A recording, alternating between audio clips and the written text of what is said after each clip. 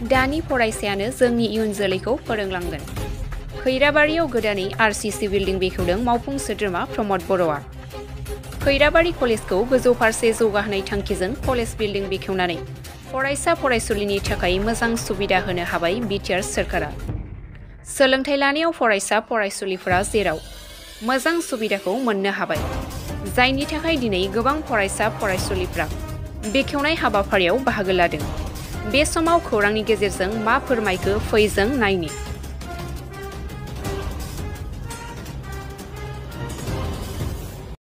गिबियावनो मिडिया नोंथांमोननि सिगाङाव आंनि गोसो गोरबोनि हामलायनाय बावहरबाय आरो गोजोननाय बावहरदों।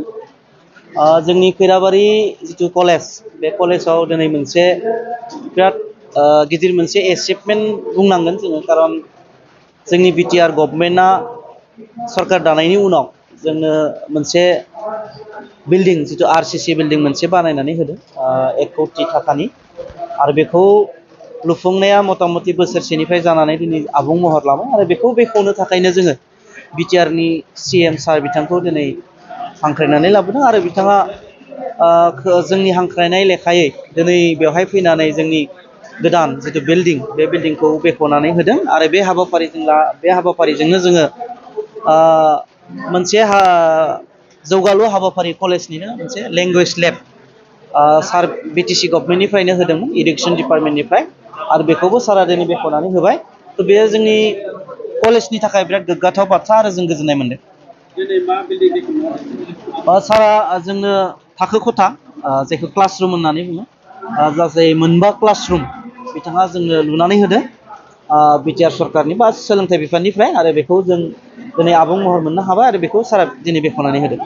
माखासे सुबुंफोरा बर' बिथाङा दिनै डेभेलपमेन्टनि खामानि मावनो हायाखै होननानै बुङो, नोंथाङा बेनि सायाव मा बुङो? थ' आं बे फरायसालिमानि सासे फोरोंगिरि हिसाबै आंनि बेलायाव दिनै बिटिआर सरकारा 4 बोसोर जाबाय, आरो बे 4 बोसोराव जोंनि फरायसालियाव जों गंसे बिल्डिं मोननो हादों 1 कौटि थाखानि, गंसे माने गासै 4 खथा, आरो जोङो लेंगुवेज लेबनि थाखाय 25 लाख थाखा मोननो हादों।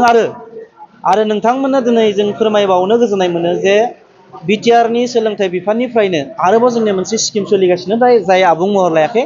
बेनो जाबाय जोंनो गासै 8 स्मार्ट क्लासरुम जोंनो बानायनानै होदों। आरो जोंनि नैबे अडिट'रियामखौ एसे मा होनगोन बेखौ बानायफिननानै होदों। आरो जोंनि थाखो खथाफोराव जितु सिलिं, थाखो खथाफोराव सिलिं नांगौ जायो, जिहेतु सिलिं गैयाब्ला एसे गुदुं बारा जायो। आरो जोंनो गासै 200 डेस्क बेन्चनि जोंनो मोनसे होदों। आरो माखासे जोंनि जेरै लाइब्रेरि बा नै अडिट'रियामाव जोङो एसिनि बेब'स्था खालामनानै होदों। बेयो गासैबो बिटिआर सरकारनि सोलोंथाइ बिफाननिफ्रायनो जाजोबनाय। स' बेखायनो आं बुंनो लुबैयो जे दिनै बिटिआर गभर्नमेन्टनि जिथु सोलोंथाइ बिफान, बियो जेबो मावाखै होननाया इमान आंनि बायदिब्ला, जिहेतु आं बे फरायसालिमायाव थायो हिसाबै, जेबो मिनिं गैया होननानै आं सानो। जौगानाया जादों आरो बेखौ आं नुहुरदों।